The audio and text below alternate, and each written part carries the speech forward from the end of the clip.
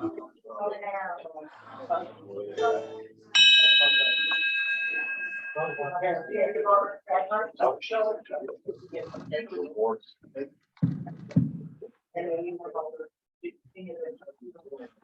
to Wednesday, everybody. Thank you, Milton. That was very nice.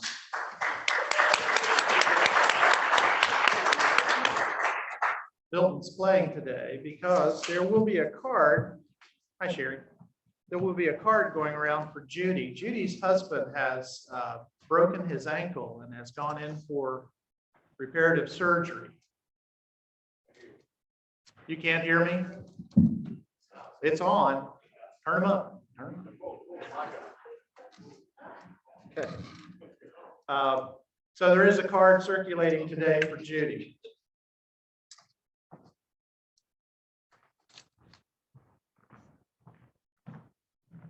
The call for introspection today will be John Montgomery. Joyce Montgomery will lead us in the pledge. John, come forward.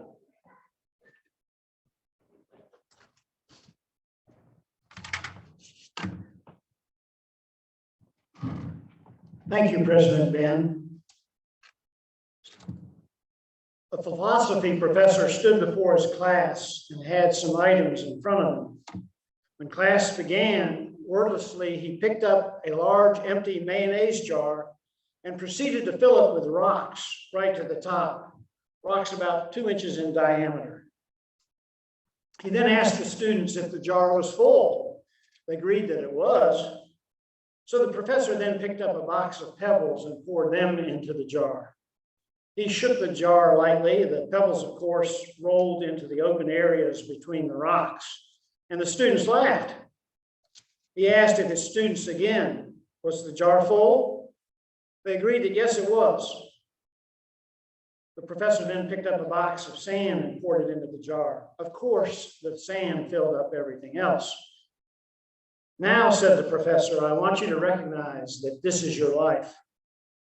The rocks are the important things, your family, your partner, your health, your children, anything that is so important to you that if it were lost, you would be nearly destroyed. The pebbles are the other things in life that matter, but on a smaller scale. They represent things like your job, your house, your car, perhaps even Kiwanis. The sand is everything else, the small stuff. If you put the sand or the pebbles in the jar first, there's no room for the rocks, and the same goes for your life. If you spend all your energy and time on the small stuff, material things, you'll never have room for the things that are truly most important. Pay attention to the things that are critical in your life. Play with your children. Take your partner out for dinner or for dancing. There will be always time to go to work or clean the house or give a dinner party or fix the disposal. Take care of the rocks first, the things that really matter. Set your priorities. The rest is just pebbles and sand.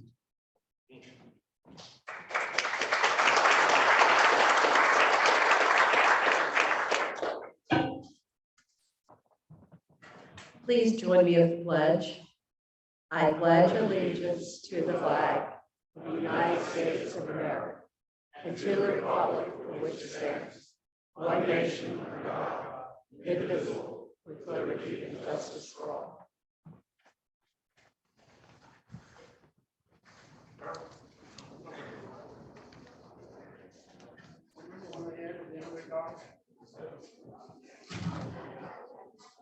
Normally at this point, we would introduce guests, but today there are no guests, so we're off the hook there.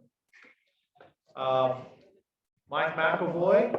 Nothing for KPAD. Nothing for KPAD. Yeah. Today is the last day, I think, to turn in your money for KPAD. We're hoping that June 7th. June 7th is the last day to turn in money for KPAD. We will have our KPAD celebration on the 14th. Talk about the results. It's looking to be a pretty good year, I'd say. Very good year. Very good year. The announcements. I'm under orders from Michael Brockton, not to say anything. Michael Brocka has said, mum's the word. Should be a good year, though. The announcement, Mike, do you want to talk about Ironman?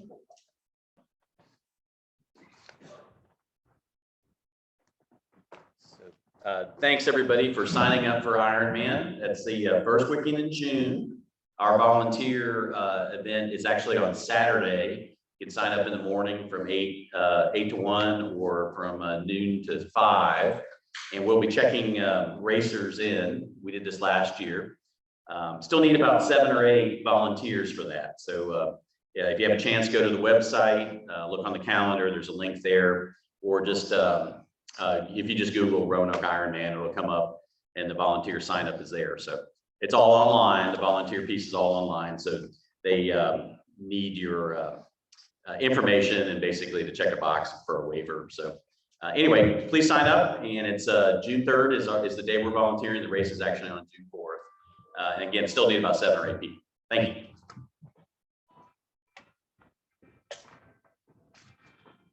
Last Saturday was the fun day. Sherry, you and Joe, I asked Joe if he had some comments. If you've got some comments about fun day, let's, a fun day. Oh, yeah. It was a great day.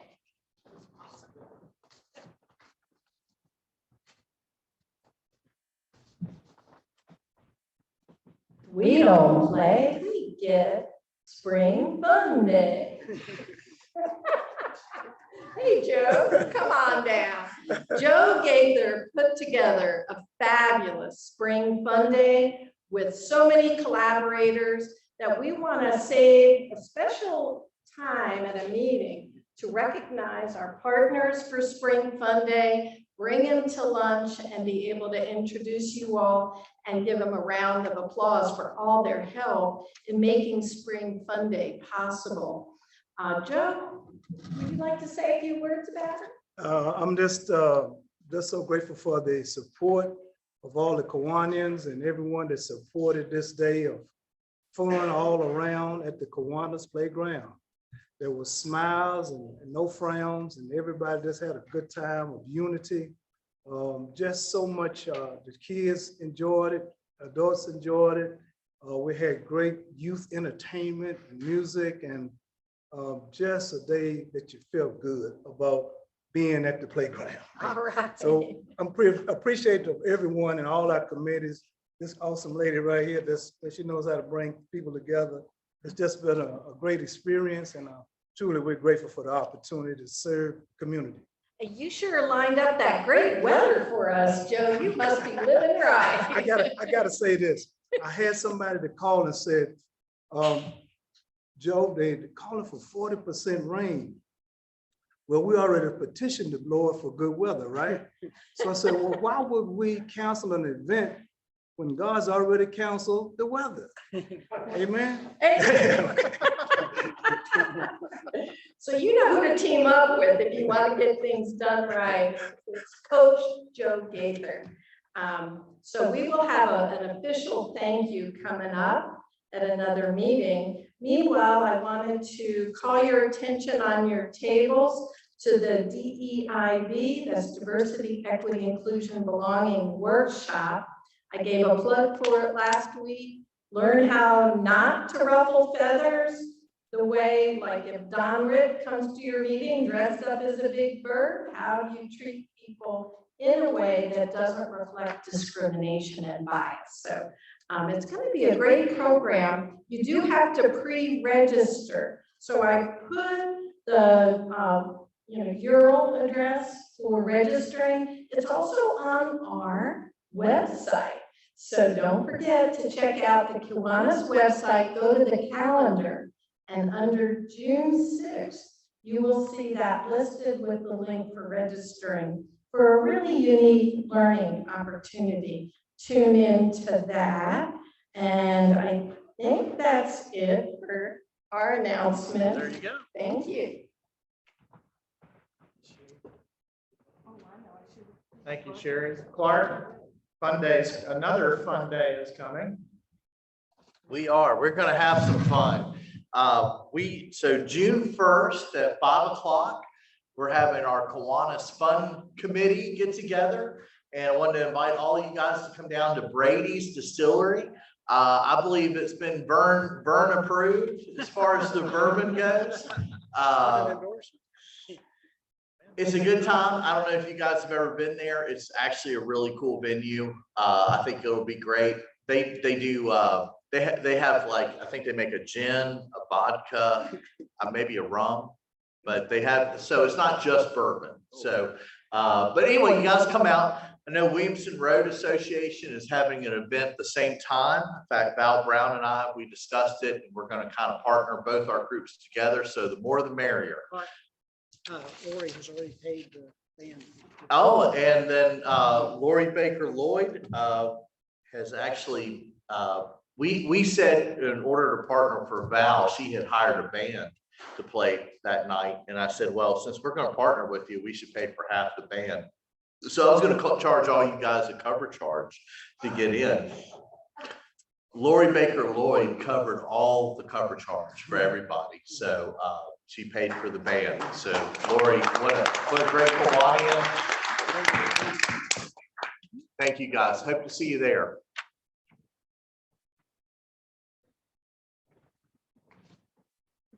Should be a fun time. And I've been at Vern's, I guess it's your den, Vern, where he has his selection of bottles. The man knows his stuff. I'm telling you, the man knows his stuff. All that time on the alcohol control board, I guess. We have time today for brag bucks. If anybody wants to brag, this is a great opportunity. Jackie, others?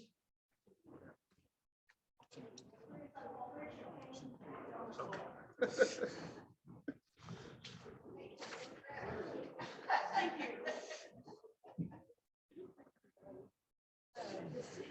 you.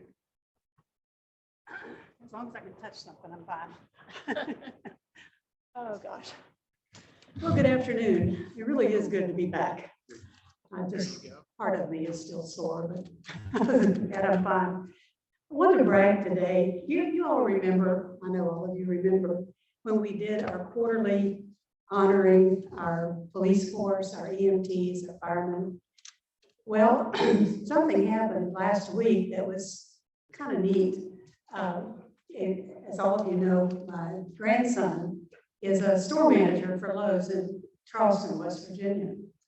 And at the regional, the national convention, he was named the #1 store in the entire region from Delaware to North Carolina for customer service and community involvement. He has such a rapport with the police and fire department. Every time he has an event outside his store, they're all invited. He allows the kids to ride in the police cars, the fire engines. So last weekend, the entire police department had their annual awards banquet. And my son, Brandon, star. I thought that was so great.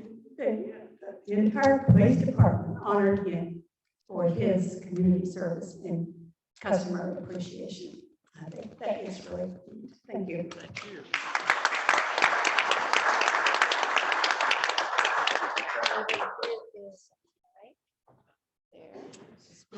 Is Amy around? Carter. Amy Carter. Where's Amy? She might be in the kitchen. She might be in the kitchen. Oh. Is she around? She's in the Probably in the kitchen. back. I think Eric went to get her. Oh, okay. Eric went to get her. Well, what I wanted to say, as a blind person, you all know that when I come in, Sherry helps me out. She gets me to a chair. She really does just a wonderful job. But at times, you know, it's overwhelming. And Amy has noticed that it's just hard for her to juggle everything. And so when I come in, Amy quickly runs and gets a meal for me. And I just wanted to recognize her for her kindness to run and help me out and relieve Sherry of that challenge of juggling all those plates. So Amy, thank you so much. I'll second that one. Thank you, Amy. I wanted to give 2 brag bucks to be charged for. One is to brag on actually Bert Boyd and Don Witt, who I knew about. I don't know if anybody else was involved at Villa Heights in doing a gardening project there, both improving the watershed that affects our Kiwanis Nature Park, but even beyond that, it's a community strengthening that happened by partnering with the folks at Villa Heights. So thank you so much to these men for getting that work done. And speaking of gardening, I wanted to give a brag buck on Cynthia Gray and her son who worked all day long, tirelessly at the nature park. Others were involved, John Ewart and others. But Cynthia certainly put in a yeoman's effort, and I'm here on her behalf to recruit another brigade of folks to hose down the garden and help it stay alive throughout the summer. So if you enjoy gardening and would like to be a part of the nature park, please be in touch with me and/or Cynthia Gray. What we try to do is line up a volunteer for every week between now and October. So please be in touch if you would like to be a part of our garden.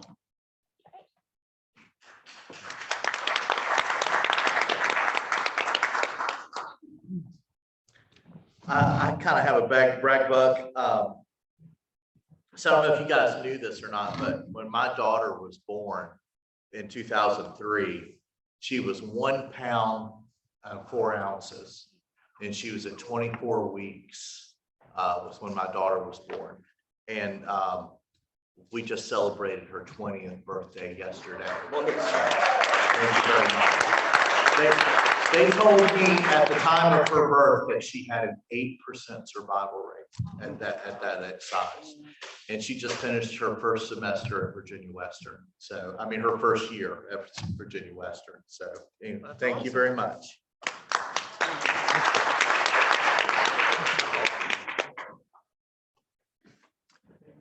My name is Ken Briggs, bragging on Kiwanian Mike Adams and a couple other Kiwanians.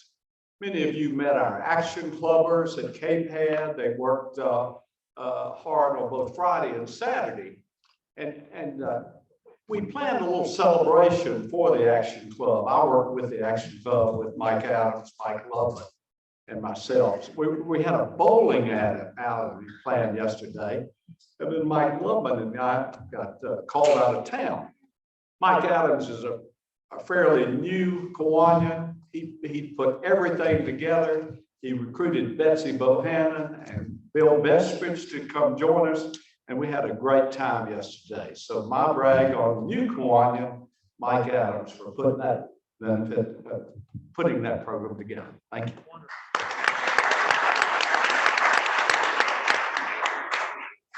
I don't want to change that. Don't do it. First of all, how's everybody doing today? Today's brag is a random brag. I need to know if there's any LeBron James fans in this place right now. Please raise your hands. I need to see them. Like, if there's a national discussion about national security, who's better, Michael Jordan or LeBron James? If you're over the age of 3, you should know that Michael Jordan is better than LeBron James. Can I get a witness, somebody? Doesn't make me feel. So today I'm bragging with grandiose, because I gave twice. So with grandiose, I'm bragging that the Lakers got swept, and I'm excited about it. Thank you very much. I am Don Ritchie, and I want to brag on Steve McGraw, because he helped me put together the shed at the nature park. And among a few choice words, we finally got it done. No. We refer to that as golf language.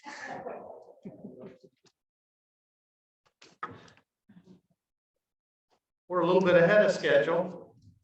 Anybody got a song or want to tell a joke or a story or anything like that? Yes. Today's program will be introduced by our own Bert. Please come forward.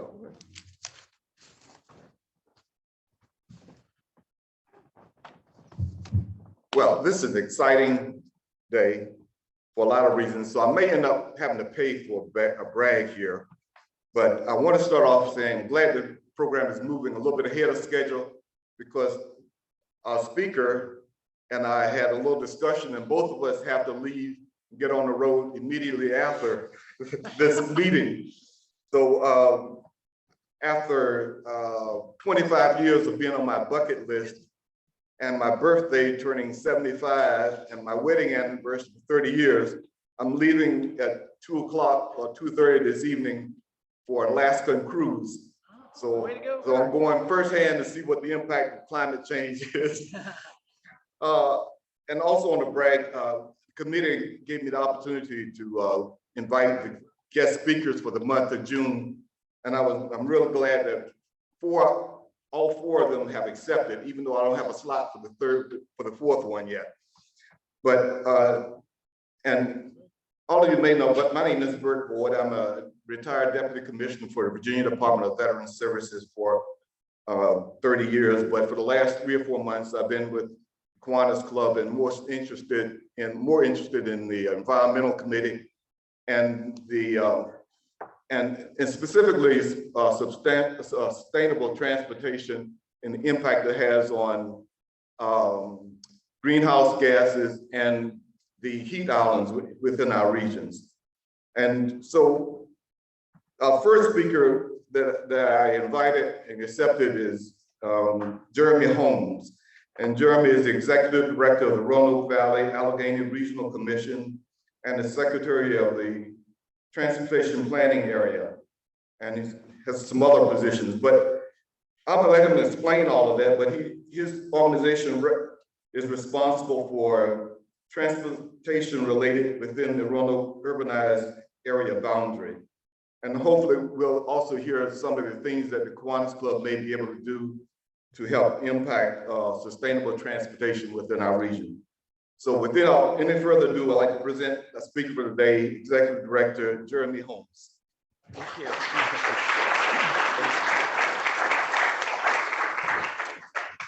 Thank you, Bert. I am not going on a cruise. I am driving to drop my stepson off at Dulles and I'm coming straight back. So I got not as exciting a drive ahead of me tonight. So, well, thank you very much for the opportunity to speak. It's actually my second time getting to speak to Kiwanians. I think it was a number of years ago at Patrick Henry Hotel that I got an opportunity to speak. So I appreciate the chance to return and talk a little bit about what we're doing at the Regional Planning Commission for one of the most important agencies you've probably never heard of, the Transportation Planning Organization. So we're going to talk a little bit about that. But what I want to start with is actually, I want to get a quick show of hands. If you walked here to Charter Hall tonight, can you raise your hand? Not tonight, it's actually walked here. Okay. How many of you took the trolley or the bus to get here?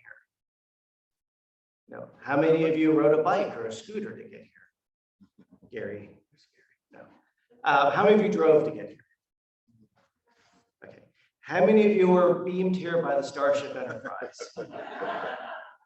No one? No teleporters at all. Okay. Well, that means every one of you used a piece of very carefully considered and planned transportation infrastructure to get to this building to do a thing you wanted to do today.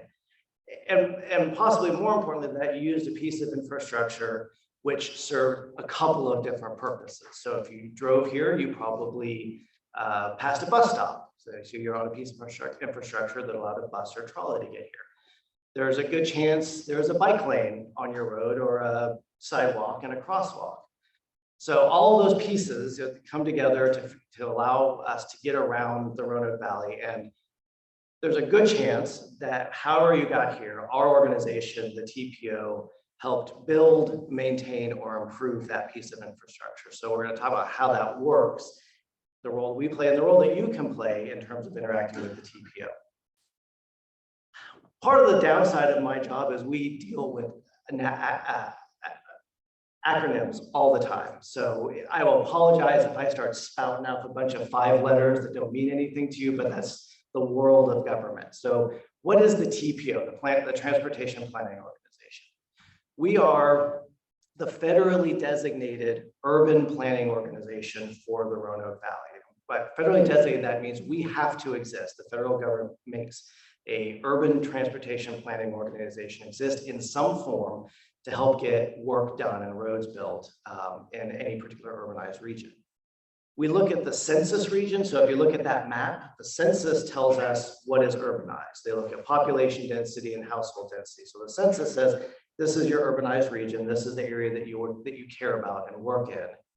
And then our organization decides what's likely to be urbanized in the next 20 years, or what is going to be impacted by that urbanization. So if you look at this map, red is what the census tells us. That blue line is what our organization says, these are the areas in the Roanoke Valley that are probably going to be urbanized over the next 10 years. This map is from 2010. We are not done with the 2020 map, but spoiler alert, it looks very, very similar to this map, except for Botetourt. The lineup around Botetourt has really filled in around Daleville Town Center, and that area is really urbanized over the last 10 years. So this defines where we do our work. Now, my organization, the commission under which the TPO exists, we do transportation planning in our rural communities. We look at Franklin County and Craig and the Allegheny Highlands, but there's a lot more money and intensity in kind of this area in the TPO. Why have a TPO? Why does the federal government say that such a thing has to exist? First of all, it is in parts of local leaders, and we have one of my board members, I see over, Ms. Moon Reynolds is here.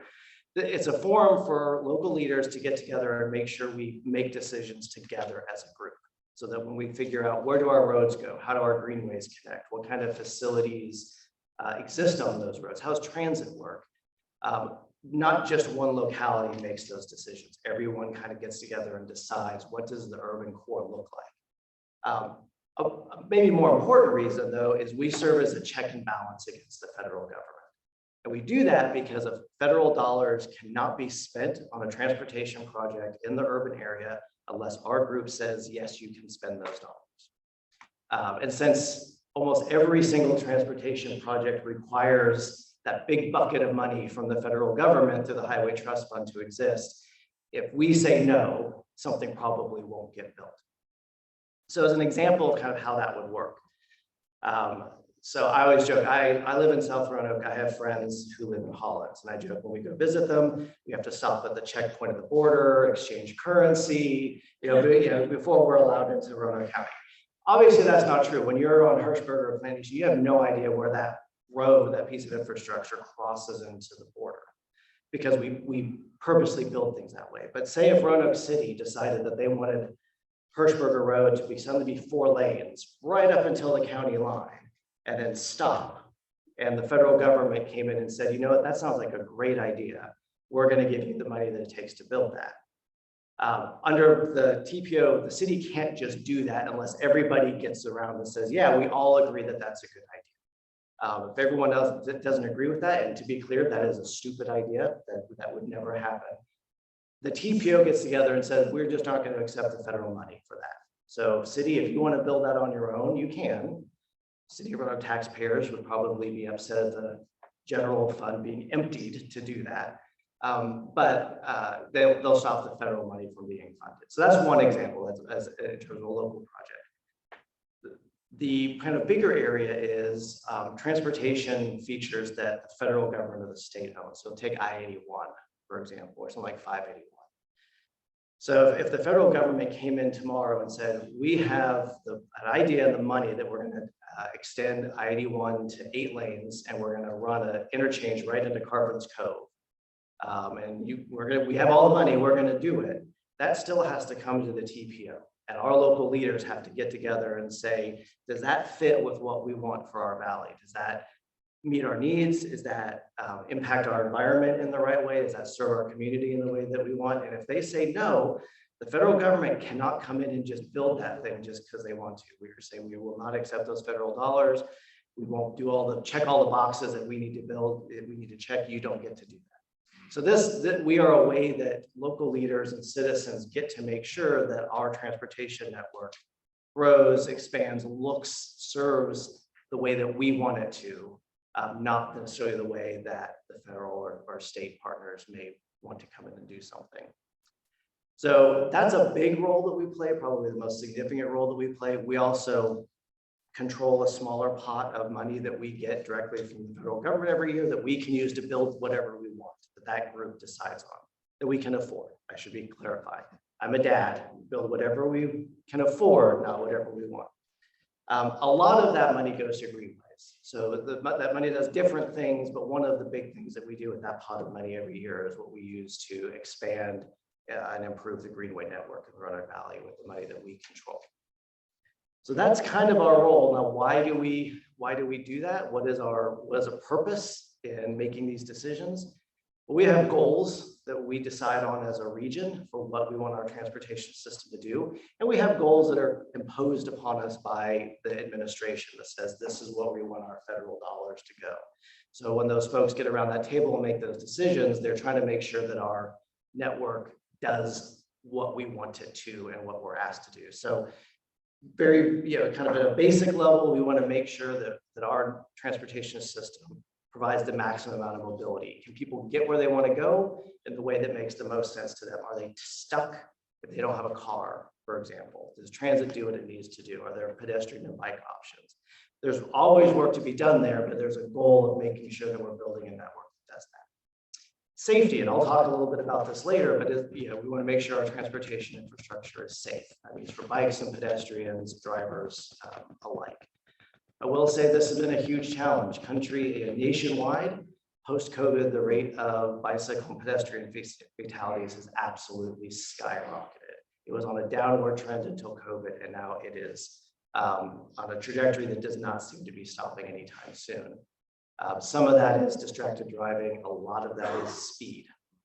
So what are we doing from an infrastructure perspective to control speed, control distracted driving, that sort of thing, so everyone can use our roads and get to arrive at their destination alive. Equity is our transportation investments being made equitably across our community. When we build something somewhere, are we focusing dollars on one particular community? Are we spreading them around? Are we making sure that communities that might not have had investment in the past are now getting those investments so they have access to the rest of the community by car, bike, foot, bus, etc.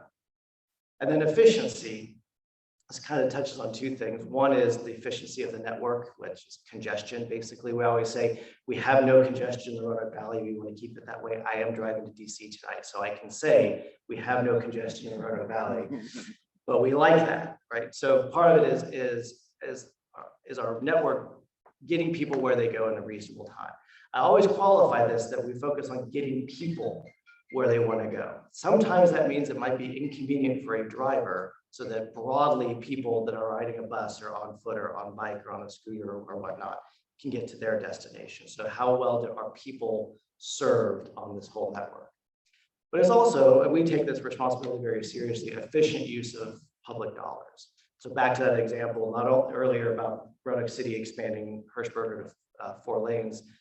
Not only is that a bad project, but it's clearly a waste of taxpayers' dollars to do something like that. So the TPO takes that responsibility seriously to say we want to make these investments the highest and best use of the taxpayer dollar that we can. So those are some of the goals of how why we make our decisions the way we do. How do we do that? It answers partly in our name. We are a planning organization, so we spend a lot of time looking at the future and trying to think out and map out what will it look like, what can it look like, what do we want it to look like. The big product that we produce that gets us there is the long-range transportation plan. We just finished it up. It was a 3-year process, delayed a little bit by COVID. I will blame things on COVID for as long as I can get away with it. So that extends that process a little bit, but what that plan does, that is the document that shows what all those leaders got together and said, what do we want? What projects do we want to build? How do we want this network to look? Who do we want served? Where do we want to concentrate the investments? How do we want to prioritize safety, mobility, equity, different areas and so forth? We put that all into a document. And then from the next 20 years, or until that document's updated again, if a project is going to be built, it has to be in that document. And so that's kind of the first thing. If someone says, I want to build a bridge here, we're going to go to that and say, here's what the region agreed on. The region agreed, yep, we're going to make investments in safety improvements in bridges, and that fits in there. So absolutely, that project makes a lot of sense. Someone might say, I want to build a new interchange on 581, and we're going to look at that and say, nope, we never said that that was something that we thought we needed. Doesn't mean we don't build it, but it forces us to go back and say, well, why are we asking for this now? What is the thing that has changed since we last all got together as a group and decided that this is a need now? And that TPO can say, you know what, with the world has changed since then, we want this thing now, and that can come into the plan and now be built. Or the TPO can say, no, we still don't think we need it. Things haven't changed that much. We're not going to put it in the plan. It's not going to be a thing that gets funded. But that's a decision that they make as a body, as a group. We also do a lot of what we call modal plans. I'm going to talk about one specifically in a little bit, but this is things like the regional transit vision plan. What does our transit network look like? The greenway plan, our congestion management plan, bikeway and pedestrian plans. We take deep dives into specific modes and say, what does this particular audience need? What is the piece of infrastructure that they need? Where, again, are the priorities driven by safety or access, or a new neighborhood center is starting to develop? So how do we improve pedestrian access around that neighborhood? So that we do those throughout the year. And then we provide a lot of assistance directly to our localities. One thing I didn't specify, we are not your local government.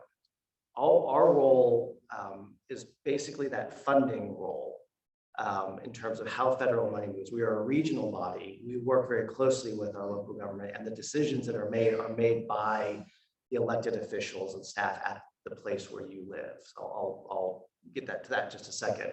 So we provide as much information, data, and advice as possible about what the future is going to look like. And then they make the decisions about what they want for the region. And we sort of document it and manage the federal process to make sure that gets executed.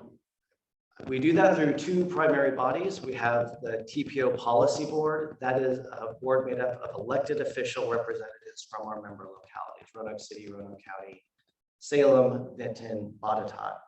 I'll also note if that map earlier with that census, the census defined urban area, that includes a little tiny bit of Montgomery and a little tiny bit of Bedford. So at that table is also an elected official from Bedford County, an elected official from Montgomery County, because we're all impacted by those decisions. So all the major decisions are made by elected officials. So the people who, elected representatives of the people serve on the policy board, and they are the ones who ultimately decide what the region looks like, what projects we're going to prioritize, and how money moves through things. We have a technical committee that is your engineers, your planners, your administrators, the on the ground folks that help advise that board to say, yeah, from the engineer's perspective, here's what makes sense. From a planner's perspective, here's what makes sense. You can kind of think of it like a planning commission and a board of supervisors or city council. The technical group are like, here's what we think you should do from the professional level, and then the TPOs, the reality of what their citizens want, the future of the region, and they ultimately make the final decision. I don't. Just to be clear, if you're mad at something, I didn't decide it. But every step of that process involves public participation. So if you have taken a survey online in the last year that's asked you about I-81, or maybe a specific greenway project, or maybe you did something where you moved pots of money around onto priorities or something like that, that probably came from us. Every time we look at a decision about where money goes from the federal government, we have to go out to the public and make sure that we understand what you want. And then that is filtered into the decision-making process that goes to the TPO. So part of my call to action for you is, if you ever see that, please take those surveys. If someone ever talks to you and asks you, what do you think about I-81 or 460 or the Greenway, please talk to them and answer those questions. And you're always invited to come. Our TTC meetings and TPO meetings are public. You can come and speak, lobby for your interests, lobby for the big things you want from a climate change, from a mobility, from an equity perspective, you can come speak and make your voice known. And that helps us make the best possible decisions we can. So you have a role to play in this weird agency you've probably never heard of. So Bert had asked me to talk about some specific projects that we're working on, particularly that affect things like the urban heat island and climate change. So I'm going to run through some things real quick, and then hopefully there'll be time for some questions and answers. If you've got a burning question when I'm on a particular slide, just wave your hand and I'll try to answer it then. So I'm going to show you the breadth of the kinds of things that TPO is involved in. So the first is we are a partner with the City of Roanoke and the Williamson Road Area Business Association on the Thriving Communities program grant. This is a project that accesses experts of the federal government to help us take a particular problem area and figure out how best to address it, how best to fix it. So in this case, we're looking at that section of Williamson Road between Orange Avenue and Liberty, which is, as you can see from the headline there, it's one of the deadliest stretches of road in the Roanoke Valley. Again, we are not alone in this, but we are certainly part of this general nationwide trend. So what this project will do is basically come up with the plans, some kind of maybe preliminary engineering or concept drawings of what should that road look like to improve safety and mobility along that corridor. Some concepts, as you'll see, like in the subhead from the Rambler article, are narrowing it from 4 lanes to 2 lanes in a turning lane, adding bike lanes and better pedestrian sidewalks on either side. That's one of the ideas. But this project will put that section of road in a position where we can go get funding through the Infrastructure Act to actually implement those changes, do the engineering and construction to make it safer for people to move up and down Williamson Road. It's a really critical project. There are a largest number of minority and immigrant business owners along Williamson Road, very large minority populations along Williamson Road. Some of the census tracts there, some are highly disinvested census tracts. There's a lot of communities there who really need that investment. So this is going to help figure out what's the best thing for that to be. There will no doubt be public participation opportunities there. So look for this if Williamson Road is something that you are interested and care about, you can come talk to us. Similarly, in the realm of safety, we are involved in the Safe Streets for All program. The City of Roanoke and then Roanoke County and Botetourt County each got a grant to help come up with a safety action plan for the region, back to this critical issue with road fatalities. So we are primarily assisting the City of Roanoke on this effort. This will develop a safety action plan. Sometimes you may have heard of something called the Vision Zero plan, which is a very ambitious, not every community does that, but it's an ambitious way to say we are going to have 0 fatalities on our roads, car-based, pedestrian, bicycle, anything. We're going to design our roads, our infrastructure in such a way that no one will die or be hurt on them anymore. I don't know if we're going for Vision Zero, but we're definitely looking at what's the best thing that we can do, Roanoke City, Roanoke County, and Botetourt, to keep folks safe on our roads. This will also largely be a planning effort that will be policies, programs, infrastructure that we'll then be able to implement and make actual changes to our road network to make things safer. This follows, and you may have seen some of these yard signs that are down the right-hand side of the screen there.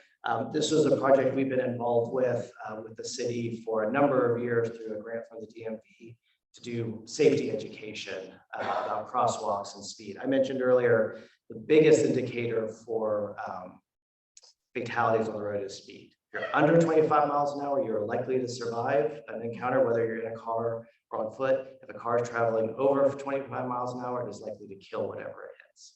So speeding is a huge issue, both from a behavior and infrastructure side. So we did some work to try to raise awareness of that issue. And then finally, I'm particularly proud of this because one of my staff worked on this.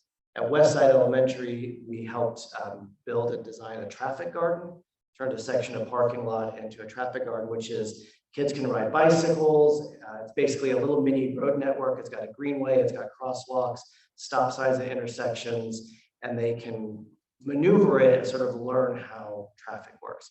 It was built entirely by a robot, the first one in the world to ever be painted on the ground by a little GPS robot, and then filled in by hand for some of the other bits. So it was a really cool technology thing. And will actually help these kinds of things be built at other schools elsewhere. So you can, it's public, you can go out to West Side Elementary if you want to ride your little bike or take a grandkid out and go use the traffic guard. It's a really neat little feature, but it's again, it's a safety feature. Yeah.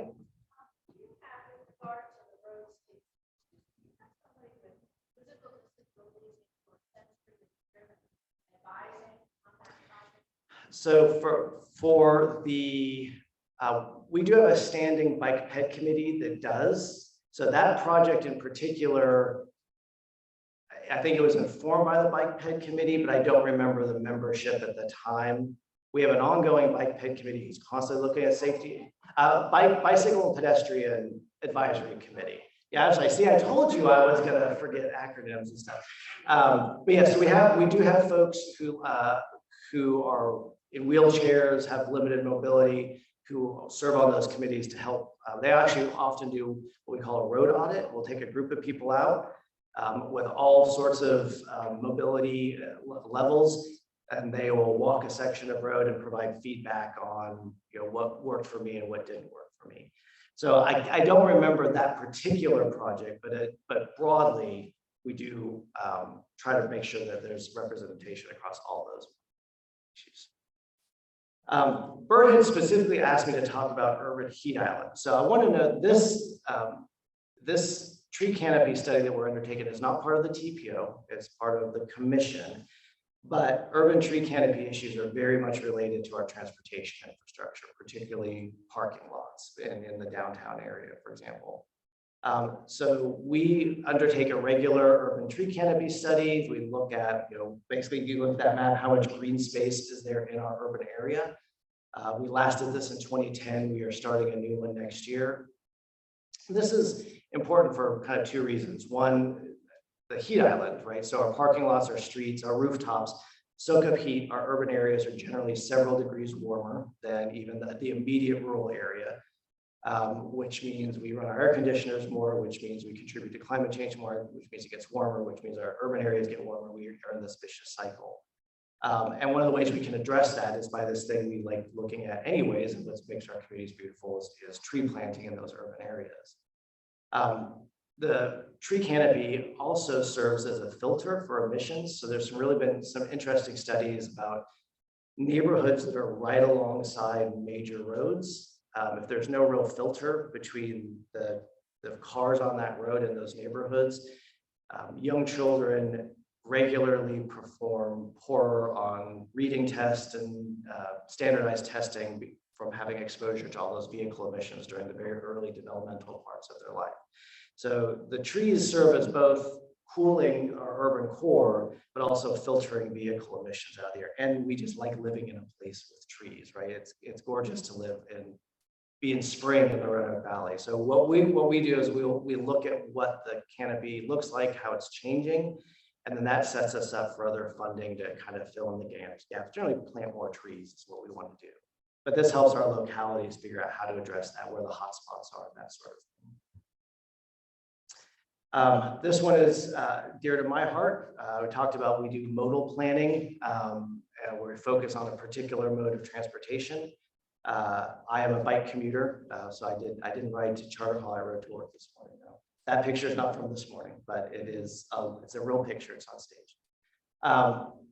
Last time we updated the bikeway plan was in 2012. We're updating that again next year. Obviously, a lot has changed in our road network and need for cycling in about the 11 years since then. This study, I always try to be clear about this. This study looks at bicycling for transportation. So we are looking at mountain biking. We're not looking at trails and trail work.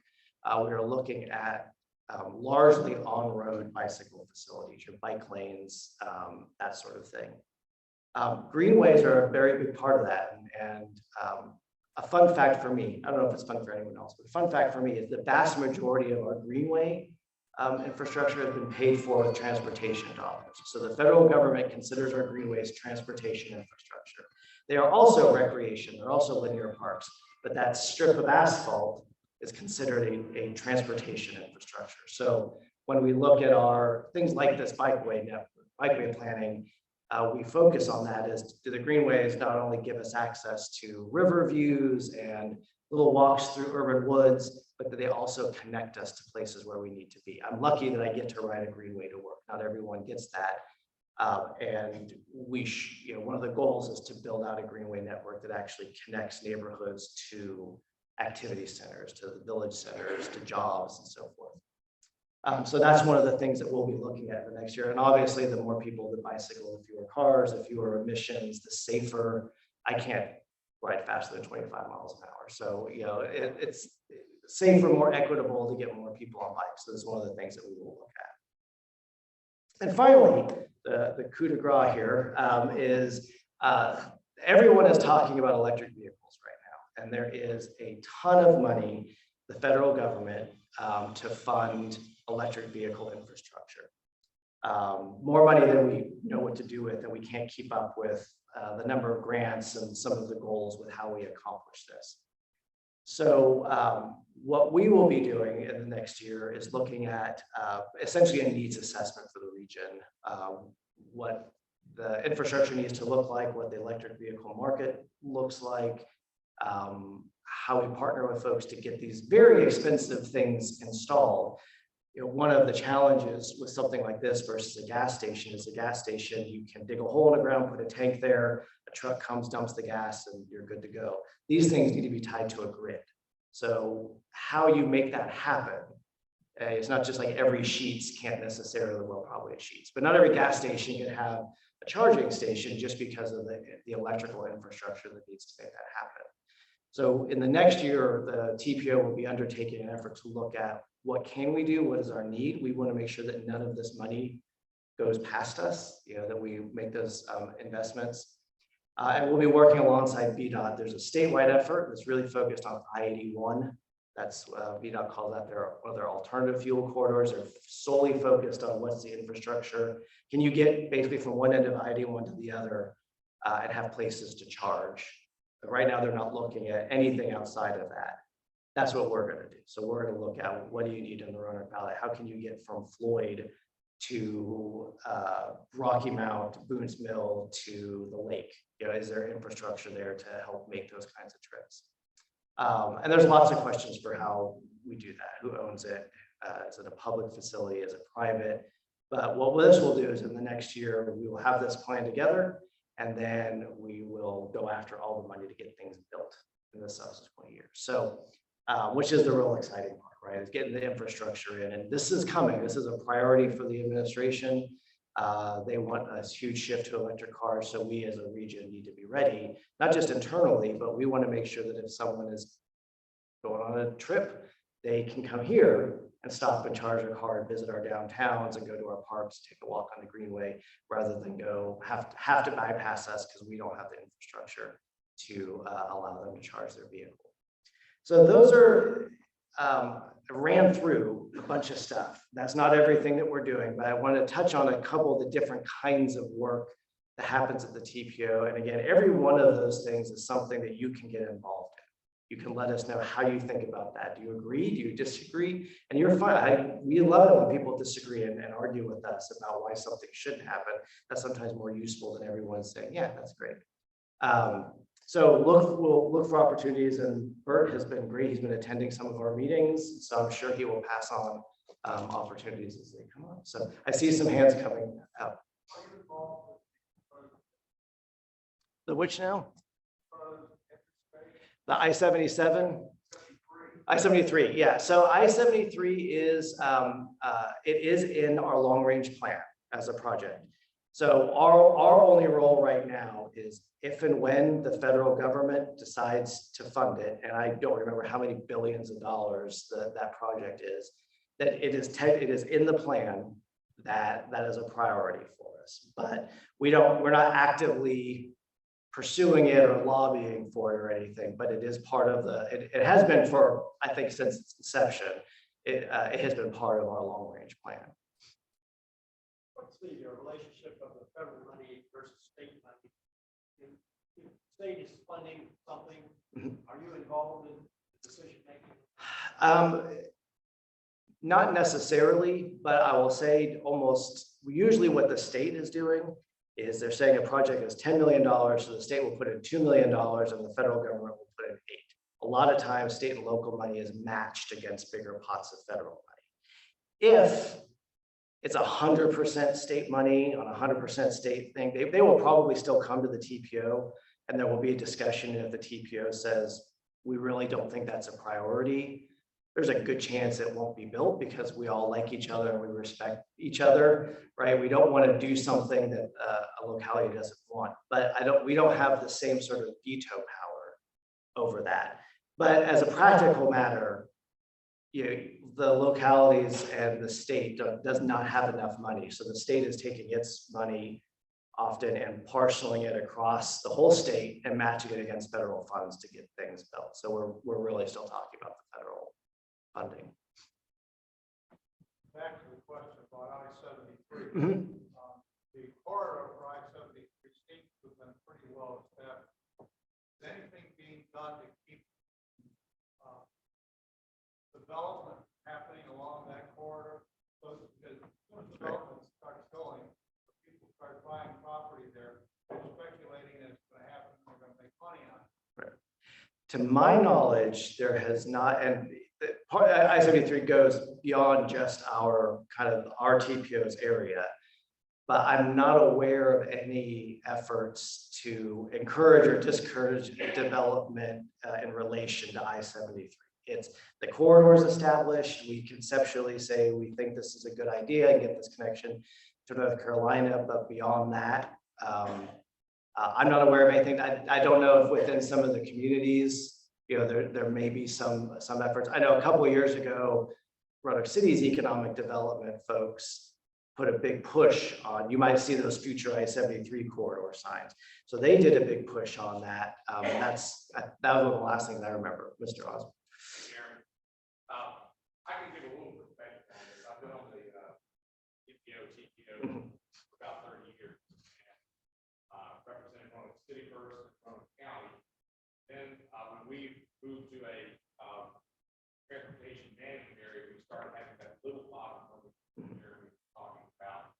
We actually pulled out money rather than just sort of endorsing certain projects that are coming up with a long range plan and short plan. That's when we started to have some money. But back when I was chair of both regional divisions, 95 and 99, I-73 was the key issue. And that was the main thing that DPO at that time dealt with. The reality is that we are way behind in Virginia. We fought very hard to have that routed through and around Roanoke rather than what may have been more logical course along 77, go through Blacksburg, this Roanoke. We did get the designations of the signage, but we have not done, the next thing that happened, you asked if there's been development, we'll just look at what happened on 220 South, just below Mexico Hall. That area was not developed residential in those times, highly commercial. There were always challenges in terms of the routing around, and the biggest issue was the environmental studies that had been done at the time. Those were all done and approved. I think if there was an effort to try to actually go beyond planning and go to building, we would have to go back and probably do the environmental study. Yeah. So there's not a lot of good prospect for I-7 ever be built. That begs the question, though, that North Carolina I-73 comes right up to the border. So the question is, will they go through Virginia? Sure. Where they want to go, south going through Virginia. And then the question is, well, where do we go? And what I think Jeremy is saying is there's not a big, the city got kind of interested in it a few years ago, obviously years ago, but there really has not been a strong emphasis locally to do that. The focus, as I understand it, has been more south of Martinsville from the North Carolina line, Martinsville, issues about how it goes around Martinsville. And I think it does actually start to build this direction. we're gonna have to do it. Hopefully we will. That's best I can say on that. So one of the challenges, just in regards to like the expense of I-73 is frankly, transportation money has been shrinking federally because transportation money is tied to gas tax. As our cars have gotten more efficient, as we've migrated to electric vehicles, that pot of money has consistently shrunk. So our needs are grown, our aging infrastructure needs to be maintained. And so the prospect of building really big new projects has gotten harder and harder to bring forward, given those funding challenges. That's why you've seen Hampton Roads and Richmond and Northern Virginia, for example, create taxing authorities to have additional pots of money. They implement a sales tax and some other taxes, but mostly a sales tax in those three communities to fund additional transportation because the federal money just isn't there like it used to be. So I guess I'll hand over here.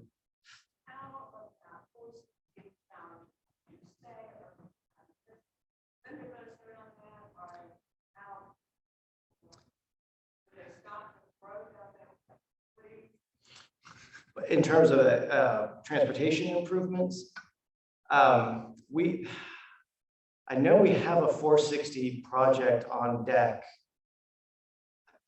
through VDOT coming up next year. I don't know that it's under construction next year, but I think it's due to start being funded next year.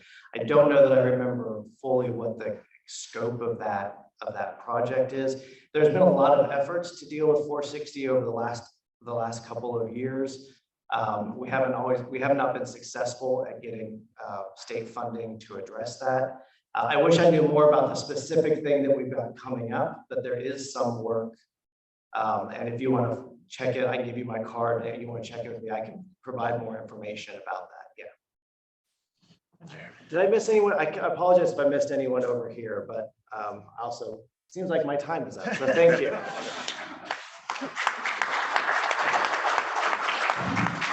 Jeremy, it's our custom to provide an honorarium for our speakers. This week, the honorarium goes to Pathfinders for Greenways. Thank you very much. Thank you very much. Thank you for inviting us. Don Witt asked me to remind the nominating committee that we'll be meeting over here where Mike McAvoy is sitting immediately following this meeting. There is no meeting next week. We all get a week off. So enjoy your time away. We'll see you again on the 7th. Thank you. Right on.